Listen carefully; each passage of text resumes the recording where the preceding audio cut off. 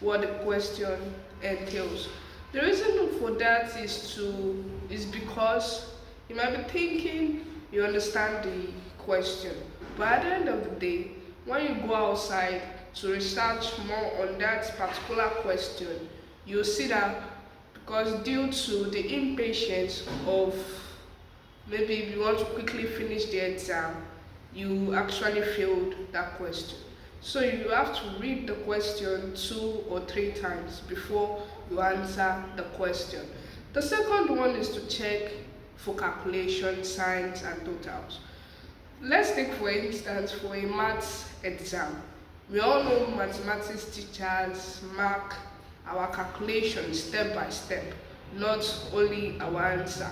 So you going maybe doing maybe anyhow calculation, but at the end of the day you got the answer.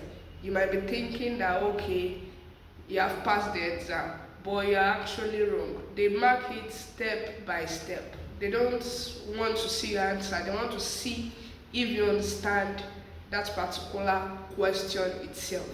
So you have to check for calculations, you have to check for signs. Like now in English language, if they ask you to write comprehension and your question mark is not there, your exclamation mark is not there, your full stop is not there, you might eventually lose mark itself. The third one is to scan the skipped question or the missing part. The reason for that is to know to the reason for that is to ensure that okay, this question that you missed might actually carry some powerful marks. Like you might be thinking because it's 1.5 marks, it cannot help you. But at the end of the day, that 1 mark can lift you up to something that you might be thinking that okay, since it's 1 mark, it cannot really affect you. 1 mark has really affected students out there, not because they feel that it's ordinary 1 mark, but because they underrated that 1 mark itself. So ensure you scan through it. Even though you write something meaningful, you can still get maybe half, or maybe if the lecturer has been nice, it can give you 1 mark. So the fourth one is to review the questions you guessed.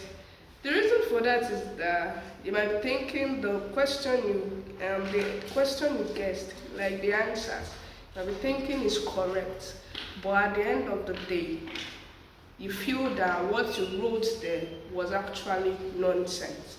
So you have to go back, review it, read it in your mind, review it very well, and see whether if it is correct. Then the last one is to give yourself 5 to 10 minutes for revision to double check your answers. Yes, most people might say the time given to us is not appropriate. Like CBT now, there's not how you want to do it and all of that.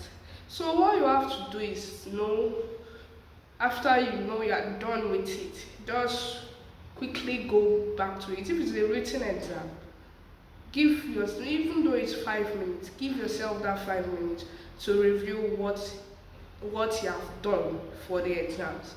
Thank you all for watching and see you in day 60. Please don't forget to like, share, comment and follow for more.